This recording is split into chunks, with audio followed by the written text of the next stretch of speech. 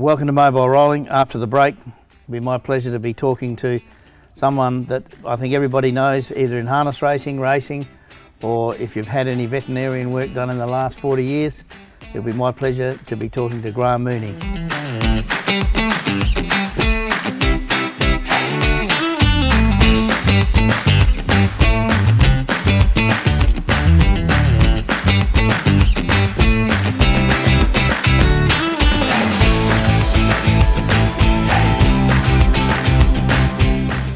Welcome, Graham, to Mobile Rolling. Thank you.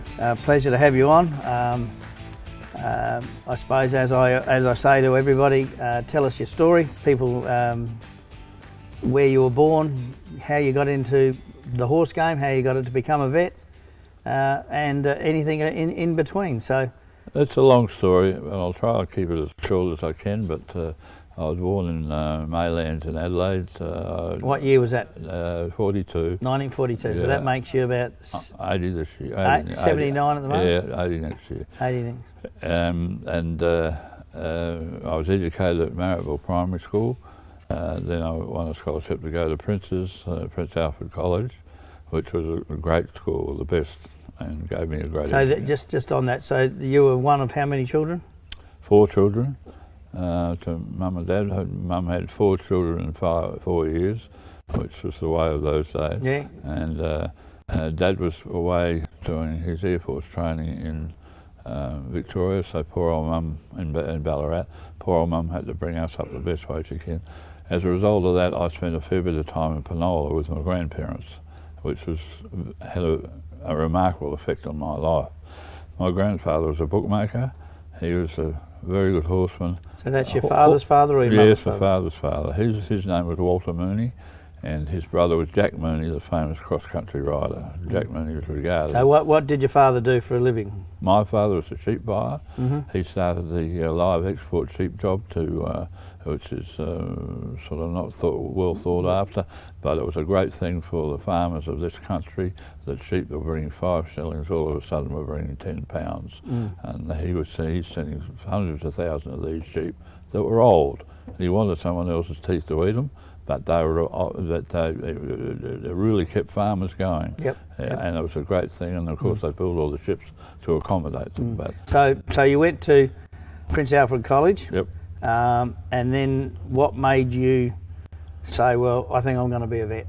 Well, one day my grandfather had a horse with colic, and the only way that he could treat him with colic, they had nothing, was to try and drench him with beer.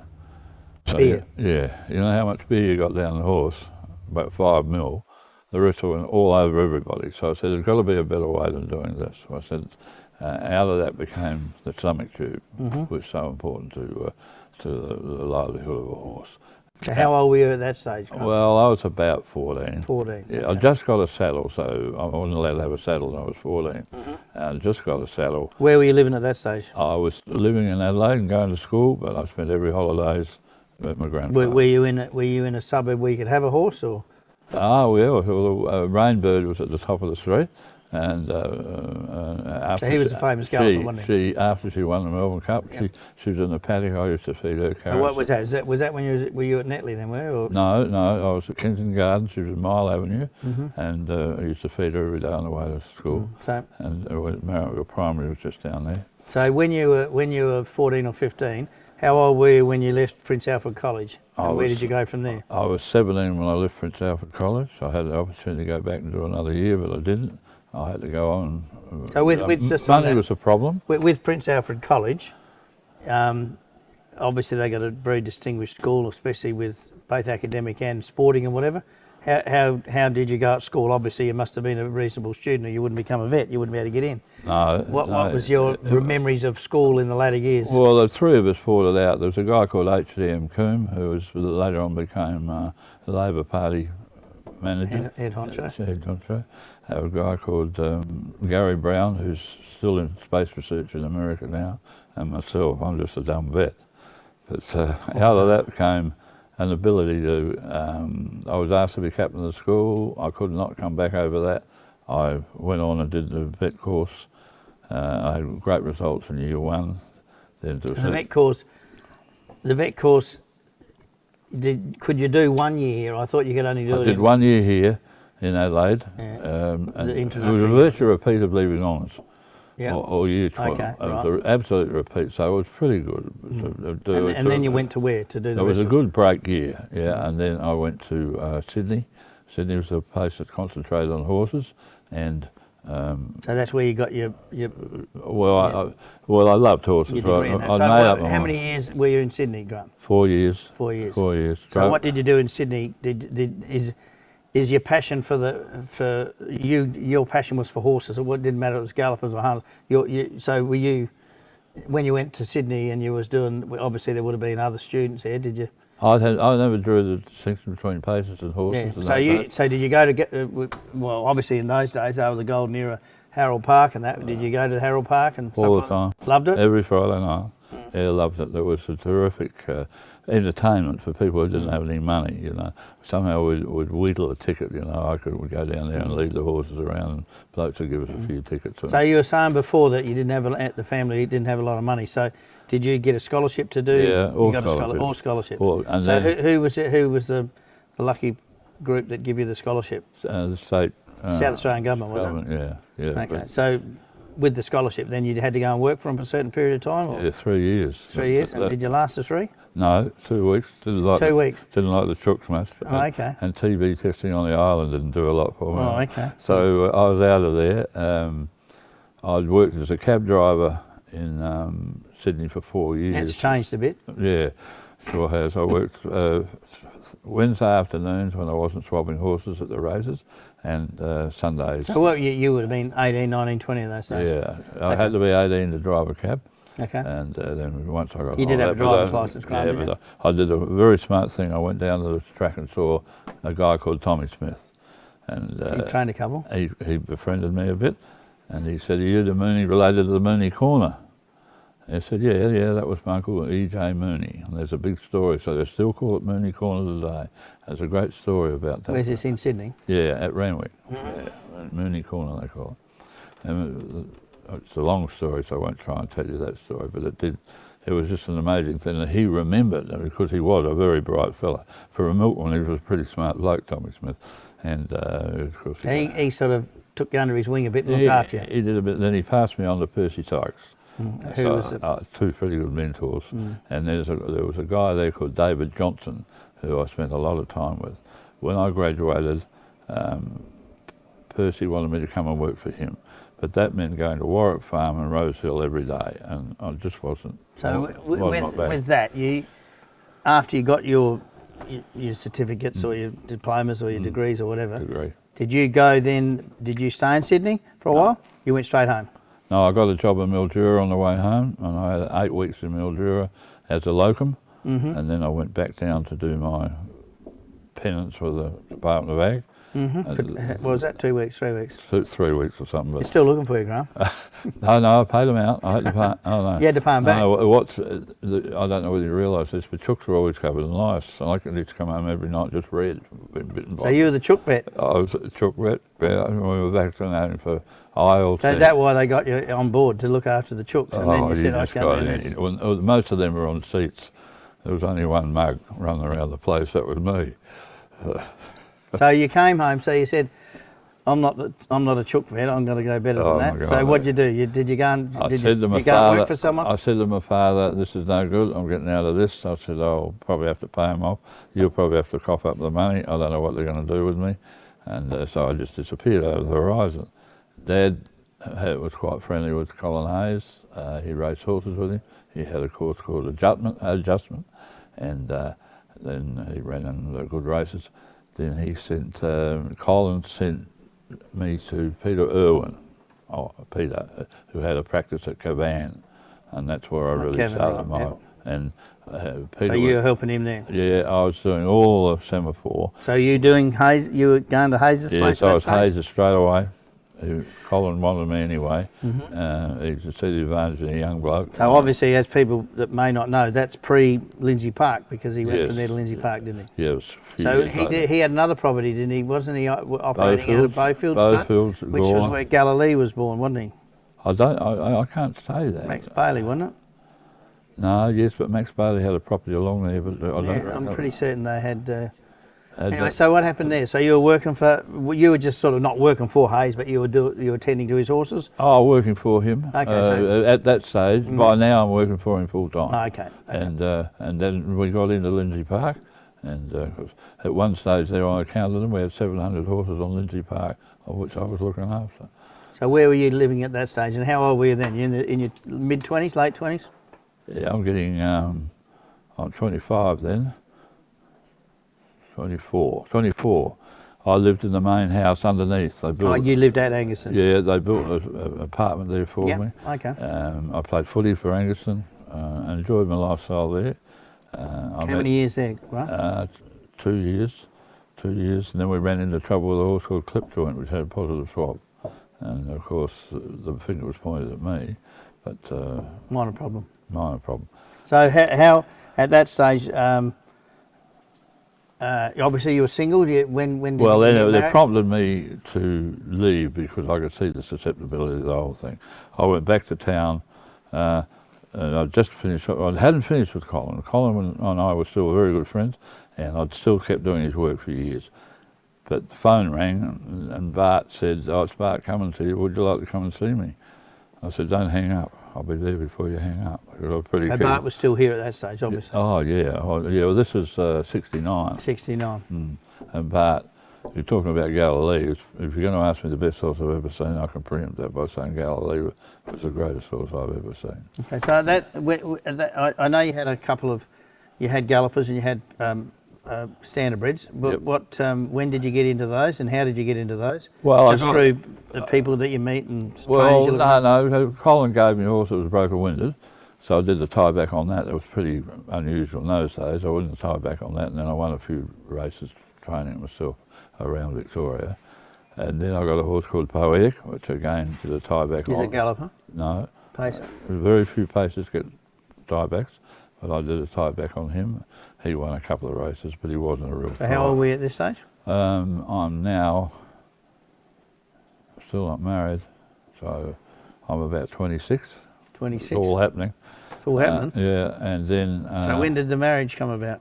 I met Jill at a party in the Australia Day weekend of 67, and we were married in 70. But in between that time, before that time, I took Graham to America. Before I met Jill, actually, so I must have taken Graham. Okay, so just for people that don't know, Gracie or Grammel was the darling of the trot as a trotter, not a pacer. Just tell the people how you got to be involved in Grammel going to... From memory, it was through Stan Messenger. I was doing some work for him, and he said, "I want you to come and meet my mate, Frank Jones." Silky Jones, yeah. Silky Jones, who was a bookmaker. And then we became friends. He and his wife were lovely people, and they lived in Brooklyn Park, and I'd often stop in there and have a cup of tea with them. So at that stage, where was Grammel being trained? Silky was trained, wasn't he? Yeah, Silky Jack was Roberts training. was I driver. reckon it was somewhere around Wally Bowyer's place there. Woodville. Just Woodville. there somewhere. But So was it this wasn't long before we went to Gummaraka. And they had a place up there, Forreston or Gummaraka, a little 10-acre paddock. So obviously, when she went to America, were you the vet that was on? I was the vet. There was an insistence because of what happened on the trip before. A horse met a nasty end, and then they wanted me to go with the horses this time. Who at that stage was sending horses to America? It was a guy called McCabe. Was he from New Zealand or here? No, he was European. He worked out of England, I think. Okay. As much as I can remember, because I only spoke to him on the phone, but he seemed to be very. So how many? So the horse left ex-Melbourne or ex-Adelaide or ex-Melbourne. Ex-Melbourne. So did you take a floater over? Did you go? No, I didn't go with her, but she was there when I landed. So you landed, got on there and saw the horses. Yeah, and then we put. I think from memory we put 12 horses on in Australia and 12 in New Zealand. I think one was a horse called Tarcoola. If I remember right, that was its name. But there were some good horses on. So you went from you flew to Melbourne to Waikato. Waikato. Yeah, we met a guy called Rob Bob Cameron. Robert Cameron. Yeah, who went, Robert, went he's with a very me. good horseman. A good horseman. Yeah, I'm very lucky I had him with me. So he, so you went from New Zealand to where? Well, unfortunately, we went through Tahiti, and we landed in. It's all right for a holiday, but not when you got 24 horses on board. No, to land in Tahiti and refuel was just a nightmare. Then we went over the equator, dropped 10,000 feet, and the horses, some of the horses were stuck to the ceiling. We had to lift them back in, physically lift them back in, because we had no way of undoing the boxes. The boxes are all built Bolted around the horse, and they never put. So you went from Tahiti where to then? We had to call into Los Angeles there to refuel. They found out that the urine on the horses had dripped on the wiring, and we were there for 4 days while they fixed it up. Where was it? You obviously took the horses off, didn't you? No. They're still there. With the quarantine, people wouldn't let them off. Oh, okay. That was the trouble. That's what we lost one. So when they went, you went from. Where'd you say Los Angeles? Where'd you fly to then? To New York? Well, when we got them all back together again, and quarantine was happy with us, we flew to Rochester in upstate New York. Beautiful part of the world, but it was pretty cold. I think it was too cold for the horses. And then we went to a little hamlet outside Rochester where they were stabled. There are a few studs at Rochester, isn't there? Yes. So when you I think you were saying before, Gramel got a bit sick in the trip. She got. So did she ever race in? Yes. Like she wasn't sold, was she? She went over on a sort of a play lease. To my mind, she wasn't sold. But like, as a veterinarian, you never really know what to do. They're not going to tell you anyway. They should look after my horse. Yes, that's right. So she ended up back in Australia, didn't she? Yeah, she came home. She never fired over there. Mainly, I think she had a bit of lung damage, and I don't think they looked after it well. And they always wanted to race her. She wasn't ready to race. She shouldn't have raced. She went in races, and she never went well. I think she might have won a few placings, but I'd get the record book to tell me that. Then Frank was so distraught with the whole thing. He had her sent to England, and she had to quarantine there for 6 months, and then she came back home. But I do remember that she won a race at Wavell after that, which has got to be one. She's 9-year-old or something. So I think she was born in 60. So I think that was 69 when she came home. So most of the people would know you as a vet that when you were based at Birdwood. Where were you? Well, no, I built a practice. No, I built a hospital at Verdun on the old Princess Highway. Yep. Yeah, and I had very bad luck. I was going very, very well, and with Bart and Colin, then Bart and Colin both decided to go to Melbourne, which cut my practice down quite a bit. But I had something worse than that. We had a guy called Gough Whitlam came to power, and I had 13 staff working for me. He gave them all 4 weeks annual leave and 17.5% loading. Just about sent me broke. And then you also had a practice at Port Lincoln for a while there, didn't you? Yeah, well, that came about through misadventure as well, and I decided that Port Lincoln needed me more than Adelaide. There were a lot of vets around here by this stage, and there's a lot more now. But I used to see 50 animals a day. These guys only see 5. I thought I'm better off in Port Lincoln for a variety of reasons, monetary, and certainly I was getting a better service over there. And I've never regretted that trip. So how long? Obviously, you're not practicing anymore. No, I retired in 2012. Okay, so you married Jill, didn't you? Yeah. And how many children did you? Yeah, 3 girls. 3 girls. So one of them's mixed up in the harness racing, or was mixed up in harness racing. No, she's my youngest girl trains for me and other people. She's at Oakbank. She took over a property we built there, bought there, and she trains the horses. So what? That's Kirsten. Yeah, that's the one that's with Michael Smith. That's Right. Well, he used to be. Yeah. He represented South Australia and that, and his father was a good horseman. Oh, George was a great. Yeah, down. Well, we're at Magic. There were beautiful men. One of the things about the trolling industry, there were beautiful men. Even Ronnie Vile's alive today. I can think of it. And they're just really nice people. I really. So you trained gallopers, and you had the foresight to buy Owen J Star, didn't you? The grey horse that was very, very, very quick. I had an inside So you trained, you didn't train her early, did you? No, Joe Hall. Joe Hall, but you did train him in the I end, did didn't you? finish when I thought. Was he a stallion? Did he stand at Yeah, start? and you know, we sold him to Queensland. He was a grey horse, wasn't he? Grey, yeah. By Royal Yacht. By Royal Yacht. And he was very, very, very out of quick. a Wilkes mare. Okay. Yeah, he was quick. He was if we had gelded him, which I really wanted to do, turn him into a racehorse, but the rest of the syndicate didn't want to do it. Hayes offered us $550,000 in those days. And what was that, in the 70s, was it 80s? That was in 79. Yeah. It's 81, 80. Yeah. It's a lot of money. Well, if we beat Manicato in the freeway, and our horse was a superior wet tracker, if it had arranged 5 minutes earlier, we would have won. We just failed him by a neck. He'd run his race and we just came at him. So just on, I think you said before, the best galloper you've seen was Galilee. Oh, yeah. What's the best trotter and pacer you'd seen? Oh, you've got to say Graham was the best. And what about pacers? Cardigan Bay. Cardigan Bay.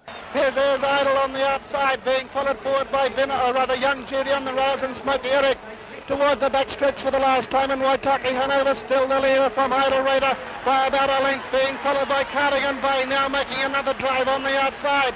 Nearest of the others, Dino on the rails, going up towards the home turn, and Waitaki Hanover still the leader. Cardigan Bay putting in his claim on the outside now.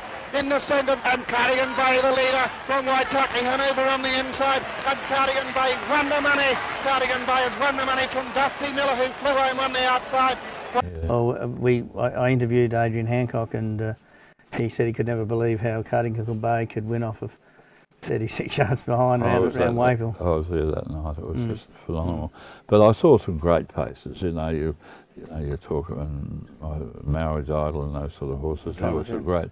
And you met up with these sorts of blokes that had these horses, and they were very charming guys. And they were always sort of on the stomach pump on you, but they were good guys, and they loved their animals. So your only interest now is sort of following your daughter and some of those horses, and that's having interest. I pay a few of the bills. Good boy, that's what it's for. Yeah. That's what Dad's for. Yeah. I've got 2 daughters and a son, so I understand. Yeah.